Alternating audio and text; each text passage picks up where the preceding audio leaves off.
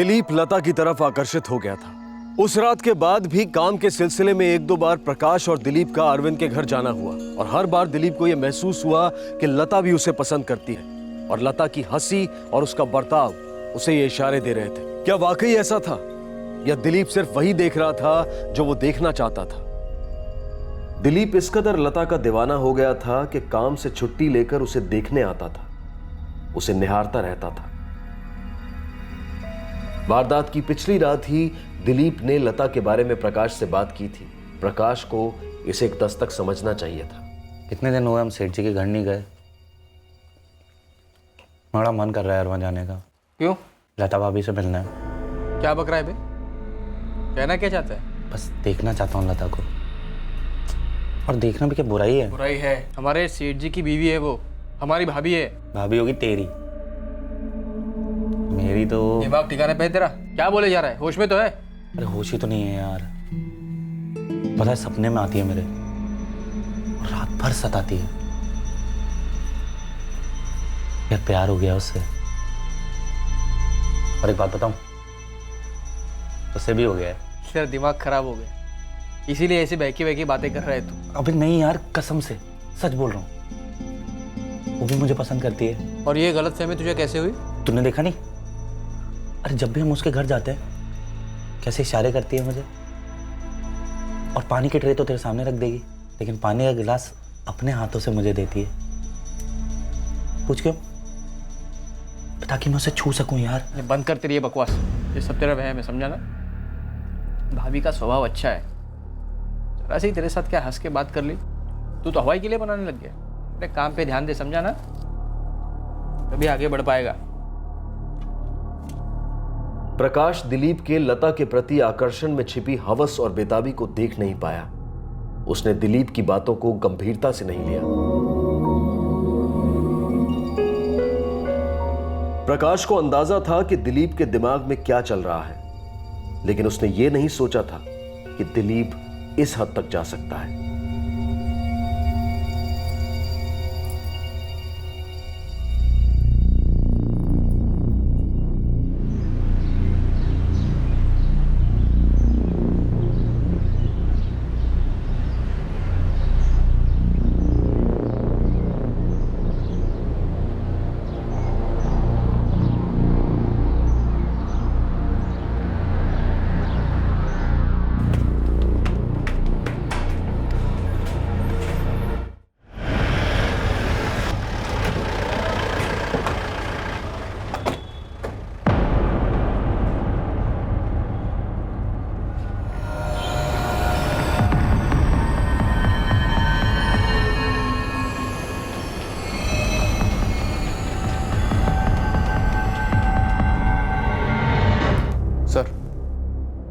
मर चुकी है।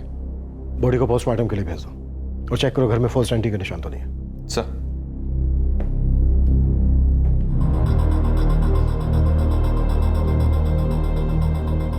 सर मेरा नाम शंकर है सर। मैंने आपको फोन किया था। मैं ऊपर वाले फ्लोर पे रहता हूँ। लाश को सबसे पहले आप ही ने देखा था? जी नहीं सर, इन्होंने। सर मेरा नाम कविता है, मैं सामने वाले फ्लैट में रहती हूँ। मुझे अरविंद भाई का फोन आया था। इन्होंने कहा कि मैं यहाँ आकर देखूं कि लता और हर्ष ठीक है या नहीं। और जब यहाँ आकर देखा तो लता लहूलुहान पड़ी थी। और कविता जी की चीखने की आवाज़ सुनकर हम सब आ गए। अच्छा कविता जी, आप सामने वाले फ्लैट में रहती हैं। आपने यहाँ किसी को आते हुए या फिर यहाँ से किसी को बाहर जाते हुए देखा था क्या? जी नहीं। शंकर, आपने फोन पर हमें बताया था कि कोई बच्चा मिसिंग है। हाँ सर, हर्ष 3 साल का है। हमने पूरे घर में ढूंढा लेकिन वो कहीं नहीं मिला। अरविंद जी, मैं समझ सकता हूँ इस वक्त आप पर क्या बीत रही होगी, लेकिन हमारे लिए जानना बहुत ज़रूरी है कि आपको कैसे पता चला कि आपके घर में कुछ बुरा हुआ है, जिसकी वजह से आपने इन्हें, कविता जी को यहाँ आपके घर में आकर देखने के लिए कहा। प्लीज़ अरविंद जी, प्लीज़ बोलिए। किसी का फोन आया था। किसका? किसका फोन आया था? पता नहीं, लेकिन लता के फोन से आया था।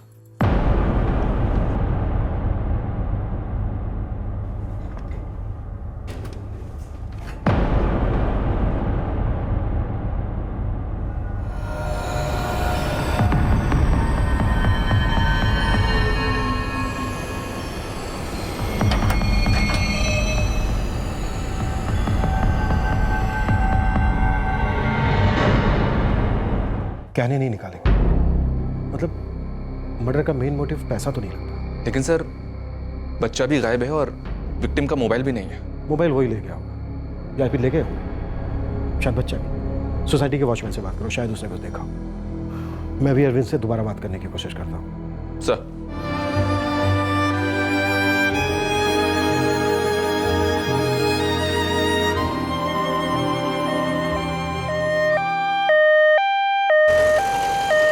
नहीं देखा इसका मतलब क्या है रामदेव? कोई सोसाइटी में दिन दहाड़े घुसा है तुमने नहीं देखा, कोई हर्ष को लेकर चला गया तुमने नहीं देखा। अगर तुम कुछ देखते ही नहीं हो तो किस काम के वॉचमैन हो तुम? एक मिनट आप रुकिए, मैं बात करता हूँ इससे। दोपहर में 3 से 4 के बीच तुम गेट पर थे या नहीं? इन बिल्डिंगों का वॉचमैन मैं ही हूँ। 3 बजे के करीब मैं उस बिल्डिंग में गया था टंकी का नल बंद करने, शायद उस समय कोई आ गया होगा। कोई रजिस्टर वगैरह भी मेंटेन नहीं करते हो तुम? एक रजिस्टर था साहब, लेकिन 3 महीने पहले वो भर गया। मैंने सेक्रेटरी साहब से कई बार बोला, सोसाइटी जब कोई रजिस्टर नहीं देगी तो कहाँ मेंटेन करूँगा। अच्छा, यहाँ बिल्डिंग में कहीं कोई सीसीटीवी कैमरा लगा हुआ है? अरे सर सीसीटीवी का कोटेशन तो कई बार मंगवा चुके हैं। ये लोग मेंटेनेंस देने के लिए खिचखिच करते हैं, ऐसे में सीसीटीवी का खर्चा करने के लिए सबको मनाना मुश्किल है सर। सुबह से 3 बार लता का फोन आया था। वो ठीक थी, बहुत खुश थी। जब मैं दुकान से निकल रहा था तो उसके फोन से फिर से एक कॉल आया, लेकिन इस बार किसी आदमी का था। क्या कहा था उसने?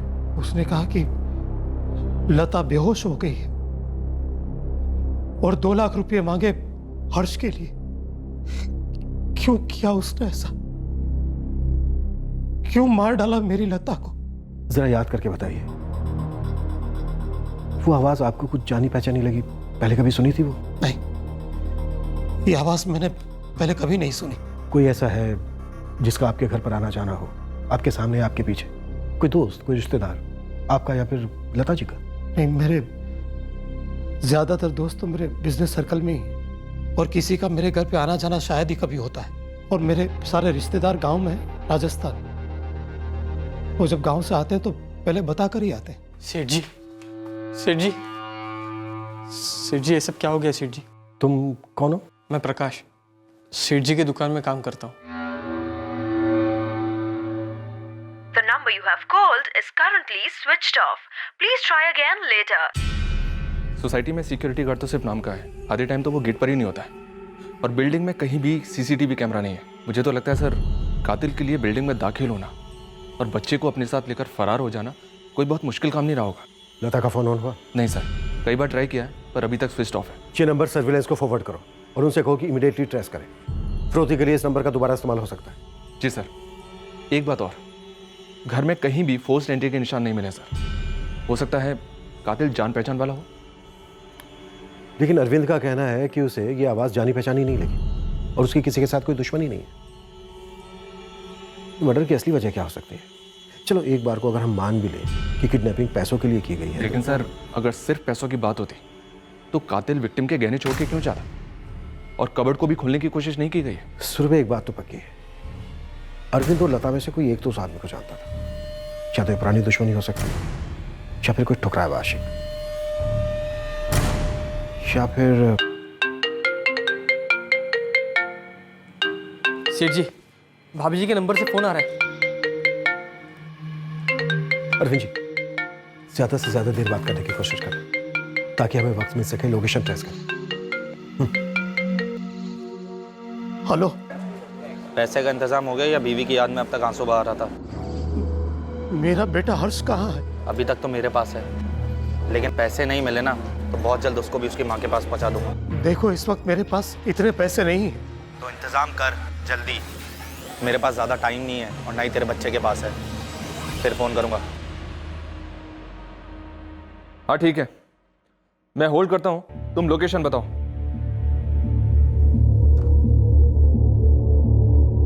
सर, फोन की लोकेशन विक्रोली रेलवे स्टेशन के आसपास की थी।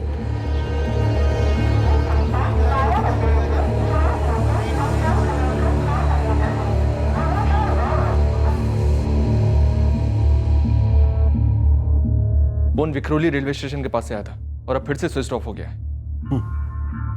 अरविंद जी, इस बार आपकी उससे थोड़ी ज्यादा देर बात हुई। उसकी आवाज आपको पहचान में आई क्या? पता नहीं सर, सुनी भी होगी तब भी पहचान नहीं पा रहा मैं। और सर मेरी किसी से ऐसी दुश्मनी ही नहीं कि कोई मेरी बीवी को इस तरह मार दे, मेरे बच्चे को अगवा कर ले।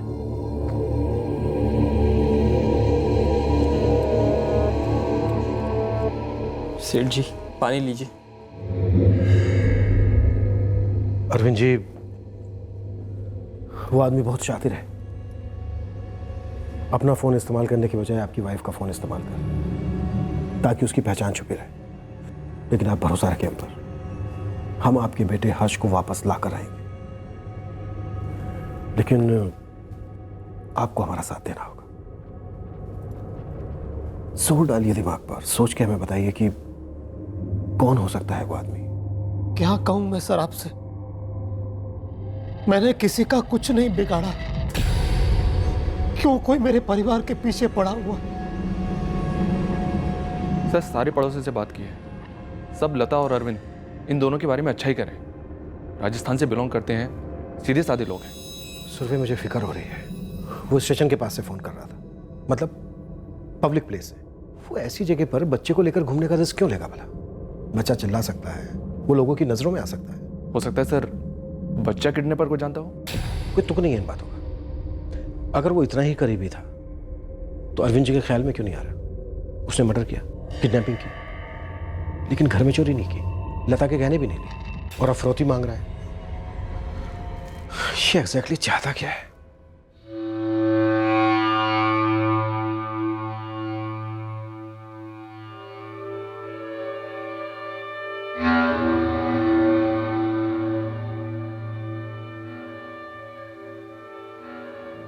प्रकाश, तुम्हारे सेठ जी और उनकी वाइफ के बीच कैसा रिश्ता था? साहब, सेठ जी भाभी जी को बहुत खुश रखते थे। आज भी दोनों हर्ष के साथ घूमने जाने वाले थे और ये हो गया। कौन कर सकता है ये? बिजनेस में किसी के साथ कोई झगड़ा, कोई तू में कोई अनबन? नहीं साहब, साड़ियों का धंधा तो रिलेशन पे चलता है, और अगर कोई अनबन हो भी जाए तो बातों से ही सुलझ जाती है। और सेठ जी तो सबके साथ अच्छे से ही बात करते हैं। मैं खुद 3 साल उनके पास काम कर रहा हूँ। सेठ जी को कभी किसी के साथ ऊंची आवाज में बात करते नहीं सुना।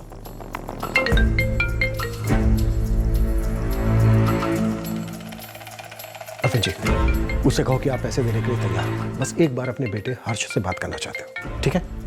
उठाइए फोन।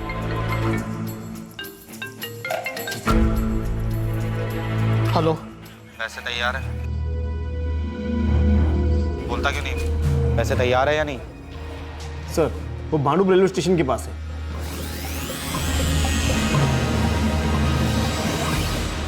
मैं पैसे देने को तैयार हूं, लेकिन मुझे मेरे बच्चे से बात करनी है, प्लीज। भांडुप स्टेशन के पास से बोल रहे हैं। हर्ष की एक फोटो शिवा को दो और उससे कहो कि अपनी एक टीम लेकर भांडुप स्टेशन पहुंचे। क्विक। सर। अरे ये बातें बातें सब पैसा मिलने की बात करते रहना। पर मैं कैसे मान लूं कि मेरा बेटा सही सलामत है, अगर तुमने उसे भी। आखिर कौन हो तुम? क्यों मार दिया मेरी बीवी को?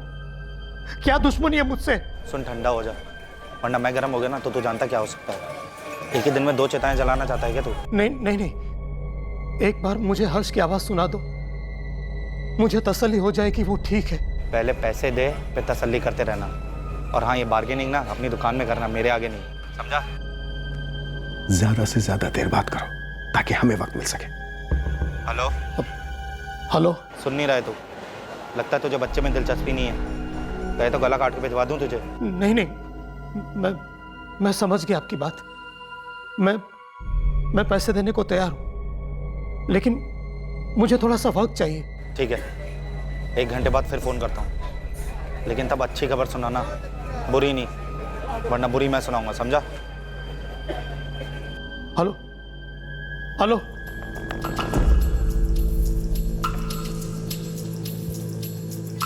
Sir, phone Bhandup railway station के पास ही स्विच ऑफ हुआ है।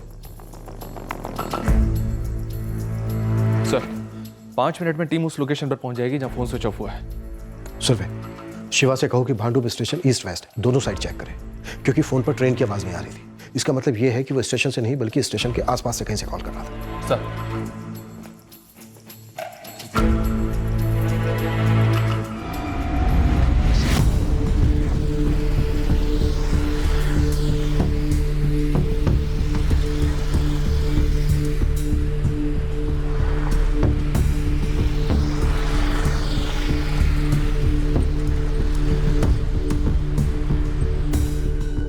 सर मैं अपनी बीवी को खो चुका हूं, अब अपना बच्चा नहीं खोना चाहता।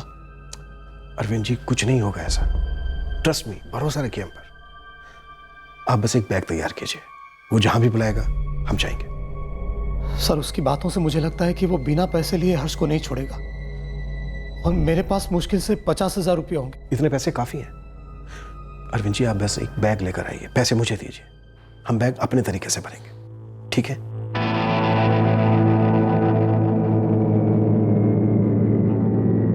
सर फिर से फ़ोन स्विच ऑफ कर दिया उसने। सुरभि, इस आदमी ने एक बार भी अरविंद से ये नहीं कहा कि पुलिस को कुछ मत बताना। ये बात थोड़ी अजीब नहीं लग रही? अजीब तो है, शायद ओवर कॉन्फिडेंस।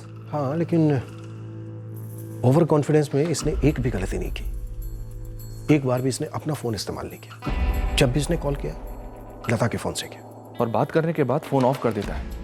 एक जगह पे रुक के भी बात नहीं कर रहा है, बार बार अपनी लोकेशन चेंज कर रहा है sir.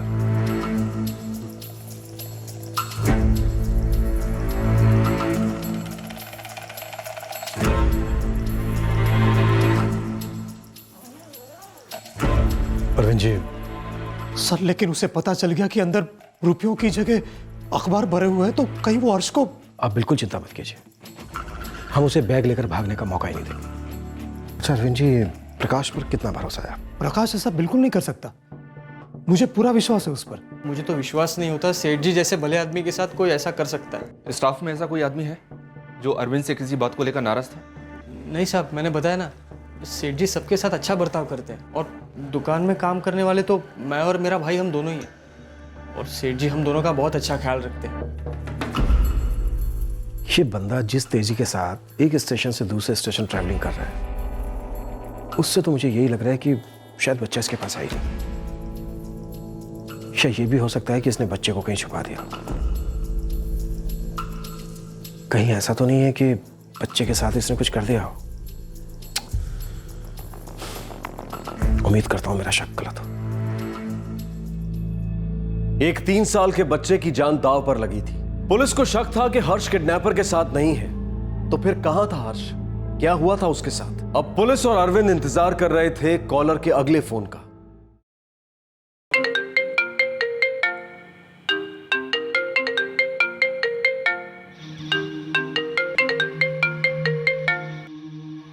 Sir phone Kanjurmarg station के पास एक्टिव हुआ है।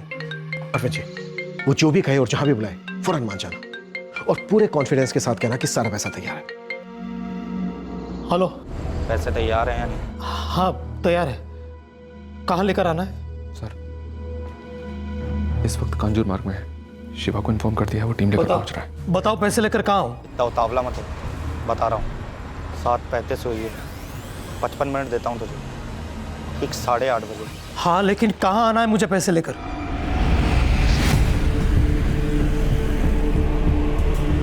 LBS रोड पर कांजूर मार्ग के पास एक कृष्ण भगवान का मंदिर है, पता है तुझे? अगर नहीं पता है तो पता कर लेना।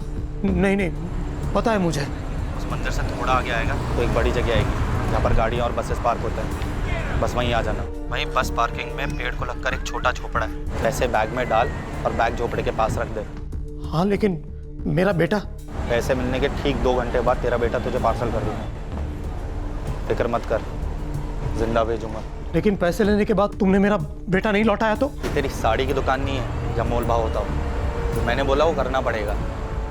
तेरे पास कागज़ के टुकड़े हैं और मेरे पास तेरे कलेजे का टुकड़ा। और सुन, अगर तूने पैसे पूरे दे दिए और मेरा भरोसा नहीं तोड़ा तो मैं भी तेरा भरोसा नहीं तोड़ूंगा, ये वादा रहा हूँ। तुझे तेरा बेटा तेरी बीवी के मोबाइल के साथ भेज दूँगा, उसकी आखिरी निशानी समझ के रख लेना। हेलो हेलो,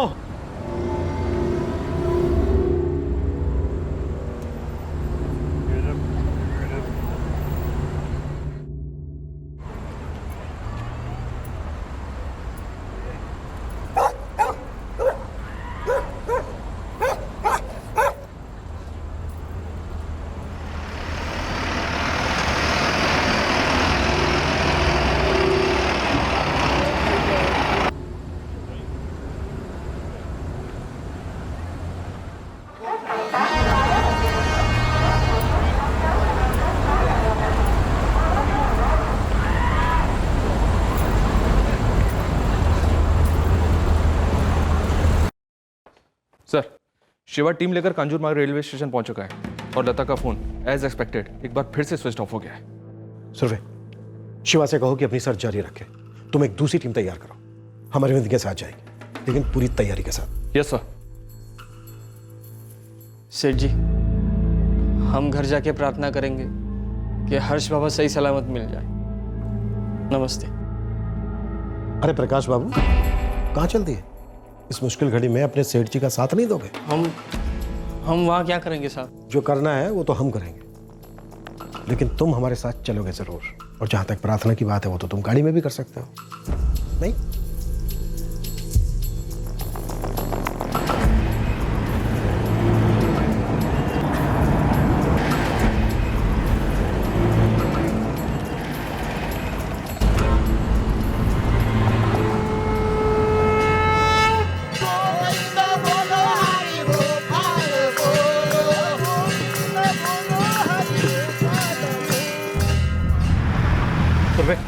सर, हम पार्किंग एरिया से आगे रुकेंगे और अंदर जाने से पहले पूरा एरिया मुआयना करते हुए चलेंगे। हो सकता है उस आदमी ने पहले से फील्डिंग लगा के रखी हो। Right sir.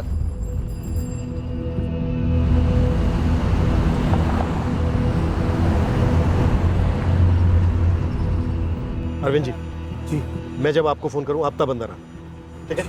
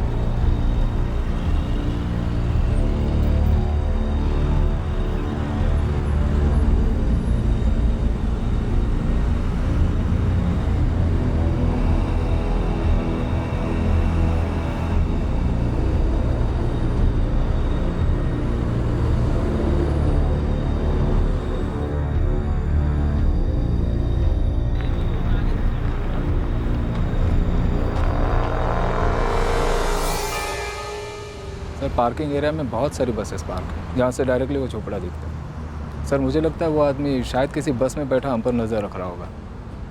सुरभि सर, हमें पूरे बस पार्किंग और कार पार्किंग एरिया पर नजर रखनी है और जितना ज़्यादा हो सके उतना डिस्टेंस मेंटेन करना होगा, क्योंकि अगर हम पर कोई नज़र रख रहा है तो उसे हम पर शक नहीं होना चाहिए। Right sir. अरविंद जी, आप अंदर आ जाइए। अरविंद जी, आप घबराइए मत, हम पूरी टीम के साथ अंदर हैं। वो आदमी भाग नहीं पाएगा।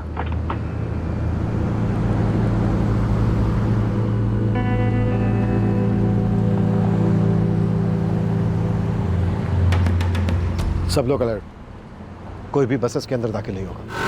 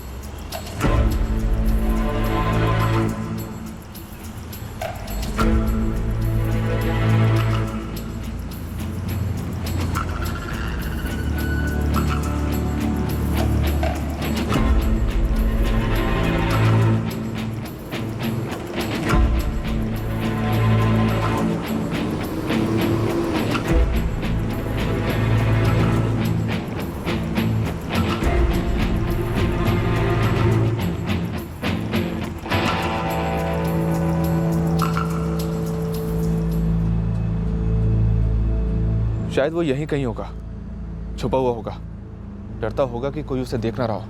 देखते हैं कब तक सब्र कर पाता है वो। यहीं कहीं बस में छिपा बैठा होगा, मौका तलाश रहा होगा कि जैसे ही मौका मिले बैग उठा कर ले जाए। सर कोई आ रहा है। सब अलर्ट, कोई चूक नहीं होनी चाहिए।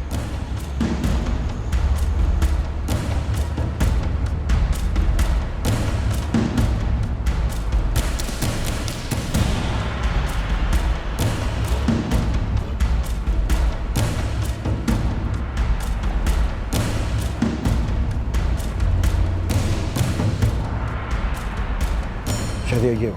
सर अगर यही है तो आप अरेस्ट क्यों नहीं कर लेते? जल्दबाजी में खेल बिगड़ सकता है।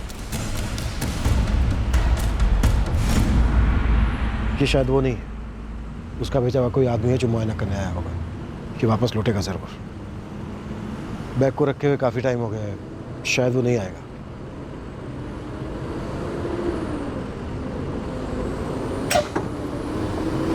लगता है कोई आ रहा है। सब अलर्ट।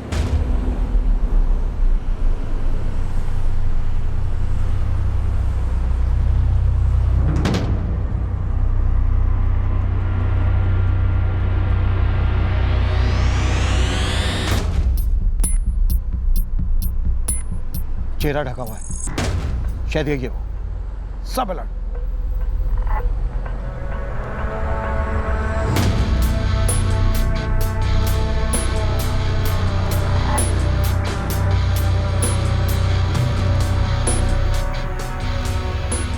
सर ये तो सीधे आ गया रहा है मेरी तरफ। आ नहीं रहा है, सूंघ रहा है।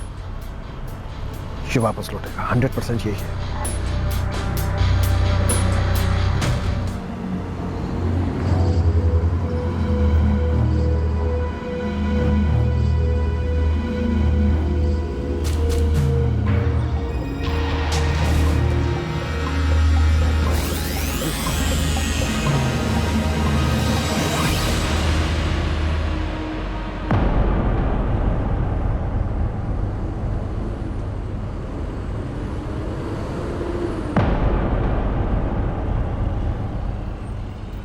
क्या हो? शर्मा मत दूल्हे राजा, तेरी बारात हम निकालेंगे।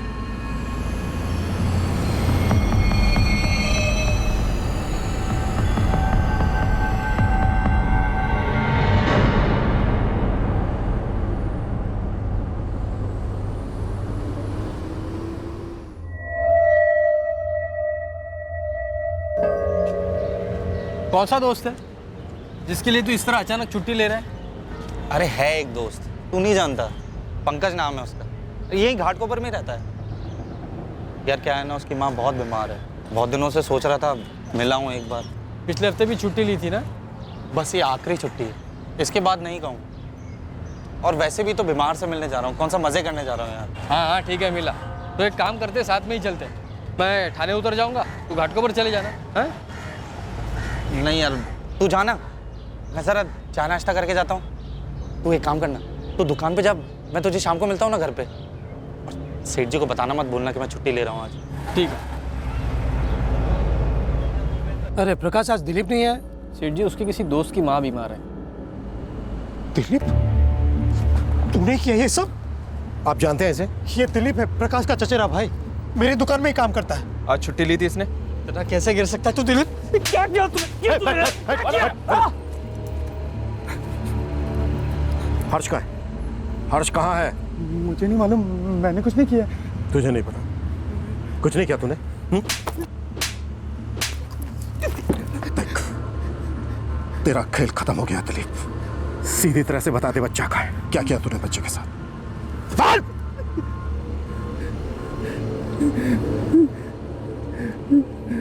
दिलीप प्रकाश का चचेरा भाई था, उसके साथ रहता था और उसी के ही साथ अरविंद की दुकान में काम करता था। ऐसा नहीं था कि प्रकाश को संकेत नहीं मिला था दिलीप के ऑब्सेशन का।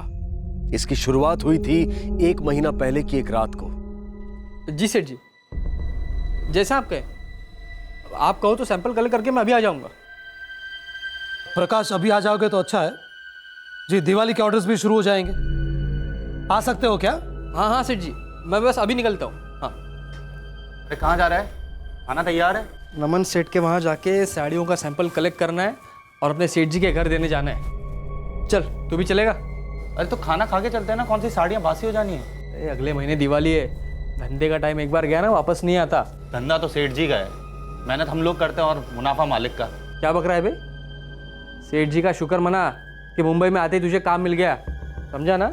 और मुंबई में भाई सब कुछ अभी और अब होता है, तभी आगे बढ़ेगा, वरना काम के लिए मारा मारा फिरेगा। अब चल, आधे घंटे में जाके भी आ जाएंगे। हाँ आओ प्रकाश आओ। अरे क्या बात है, दिलीप भी आया हुआ है। आ जाओ आ जाओ आ जाओ।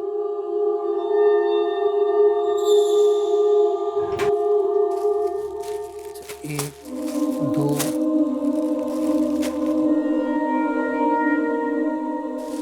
ये लीजिए पानी।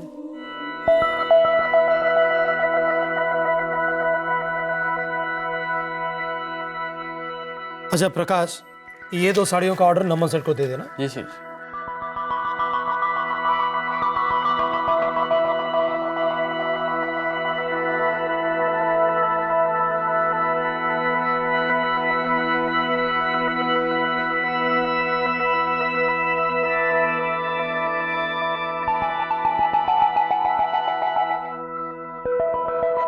दिलीप लता की तरफ आकर्षित हो गया था।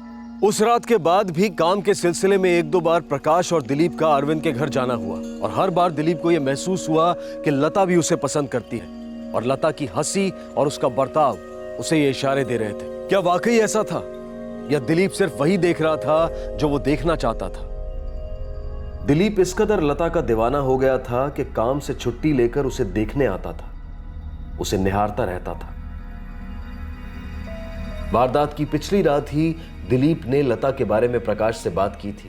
प्रकाश को इसे एक दस्तक समझना चाहिए था। कितने दिन हुए हम सेठ जी के घर नहीं गए,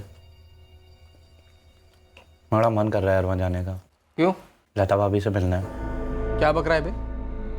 कहना क्या चाहता है? बस देखना चाहता हूँ लता को, और देखना भी क्या बुराई है। बुराई है? हमारे सेठ जी की बीवी है वो, हमारी भाभी है। भाभी होगी तेरी, मेरी तो। दिमाग ठिकाने पे है तेरा? क्या बोले जा रहा है, होश में तो है? अरे होश ही तो नहीं है यार, पता है सपने में आती है मेरे, और रात भर सताती है। यार प्यार हो गया उससे, और एक बात बताऊं, उससे भी हो गया है। तेरा दिमाग खराब हो गया, इसीलिए ऐसी बहकी बहकी बातें कर रहा है तू। अबे नहीं यार, कसम से सच बोल रहा हूँ, वो भी मुझे पसंद करती है। और ये गलतफहमी तुझे कैसे हुई? तूने देखा नहीं? अरे जब भी हम उसके घर जाते हैं कैसे इशारे करती है मुझे, और पानी की ट्रे तो तेरे सामने रख देगी, लेकिन पानी का गिलास अपने हाथों से मुझे देती है। पूछ क्यों? ताकि मैं उसे छू सकूं यार। ये बंद कर तेरी ये बकवास, ये सब तेरा वहम है, समझा ना? भाभी का स्वभाव अच्छा है, जरा सी तेरे साथ क्या हंस के बात कर ली, तू तो हवाई के लिए बनाने लग गया। अपने काम पे ध्यान दे, समझा ना? तभी आगे बढ़ पाएगा। प्रकाश दिलीप के लता के प्रति आकर्षण में छिपी हवस और बेताबी को देख नहीं पाया। उसने दिलीप की बातों को गंभीरता से नहीं लिया। प्रकाश को अंदाजा था कि दिलीप के दिमाग में क्या चल रहा है, लेकिन उसने यह नहीं सोचा था कि दिलीप इस हद तक जा सकता है।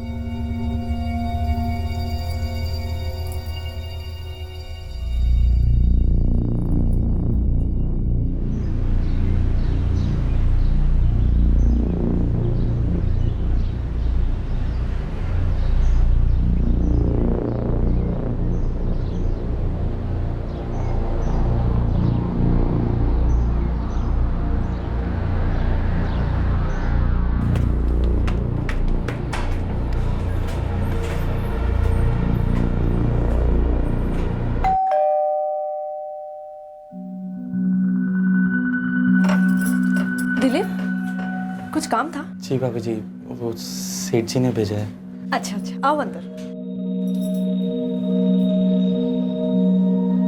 अभी थोड़ी देर पहले ही मेरी सेठ जी से बात हुई, उन्होंने मुझे तो कुछ नहीं बताया। दिलीप, क्या चाहिए तुम्हें? वही जो तुम्हें भी चाहिए। क्या बोल रहे हो तुम? मैं तुम्हें पसंद करता हूँ, और ये भी जानता हूँ कि तुम भी मुझे पसंद करती हो। पागल हो गए हो क्या? निकलो यहाँ से, निकलो, छोड़ो मुझे। अभी तुम्हारे सेठ जी को बताती हूँ। जब धक्के देके तुम्हें काम से निकालेंगे ना, तब अकल ठिकानी आएगी। समझ कर रखा है तुमने मुझे? ये क्या बात हुई? हाँ, इतने दिनों से तुम ही मुझे इशारे कर रही थी ना, तुम ही मेरे लिए बालकनी में आती थी ना। और दिमाग सड़ गया है क्या? पागल हो गया होगा तुम। अभी लगाते हो अरविंद को फोन। निकल जाओ वरना मैं शोर मचाऊंगी।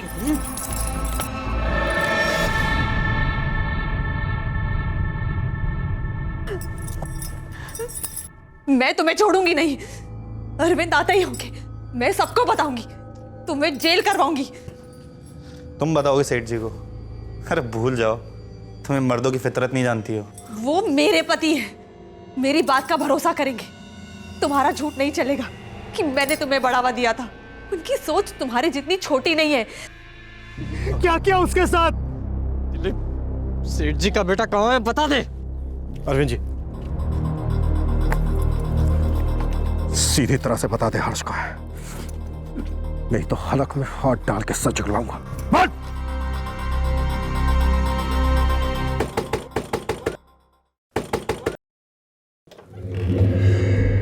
अरे दिलीप, कितनी देर? कौन है ये लोग और बात क्या है? तुम पंकज हो? जी हर्ष है यहाँ पर? हाँ, अंदर ही है। अरे पर हर्ष, मेरा बच्चा। क्या है ये सब? कौन हो आप लोग? पुलिस। क्या हुआ साहब? क्या किया दिलीप ने? तो ये बोल, फिरौती में तुझे कितना हिस्सा मिलने वाला था? क्या कह रहे हो आप? अरे दिलीप, तूने तो कुछ और ही बोला था ना बच्चे के बारे में।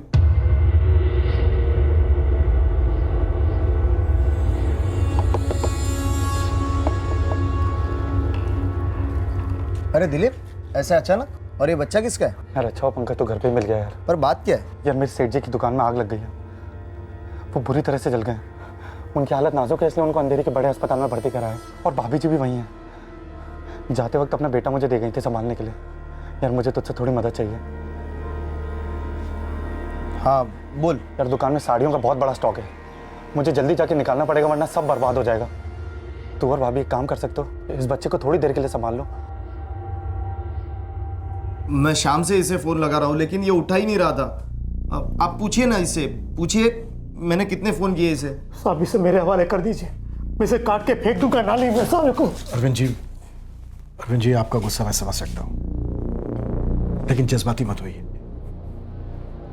ये सोचिए कि अब हर्ष को आपको अकेले संभालना है, और जहां तक इसकी बात है, इसे अब हम देख लेंगे। साहब कड़ी से कड़ी सजा दीजिएगा उसको। मैं सोचा नहीं था इस हरकत पे उतर आएगा। सेठ जी ने मुझ पे भरोसा किया और उसको काम पे रखा, और उसने ऐसा किया। मैं समझ सकता हूं इस वक्त तुम क्या महसूस कर रहे हो। देखो, कानून दिलीप को उसके की सजा जरूर देगा, लेकिन मैं एक बात कहना जरूर चाहूंगा। तुम्हें पहले से पता चल गया था कि दिलीप क्या सोच रखता है लता को लेकर। अगर तुम थोड़ा सतर्क रहे होते, तुमने कोई कदम उठाया होता, तो शायद वो नहीं होता जो हुआ। साहब मुझे लगा वो थोड़ा बहक गया है, अपने आप समझ जाएगा। अगर ये बात तुमने अरविंद से शेयर की होती और अरविंद ने लता से, तो लता ने शायद दिलीप को घर के अंदर ही नहीं लिया होता। देखो, मैं ये बिल्कुल नहीं कह रहा हूं कि तुम दोषी हो, लेकिन हाँ ये भी सच है, तुमने खतरे की दस्तक सुनी थी, लेकिन सुनकर अनसुनी कर दी। पुलिस को पंकज के खिलाफ कोई सबूत नहीं मिला जिससे यह पता चले कि वो इस किडनैपिंग में शामिल था। उसे रिहा कर दिया गया। दिलीप ने अपने कन्फेशन में कबूल किया कि उसने लता को मारने से पहले उसका रेप किया था।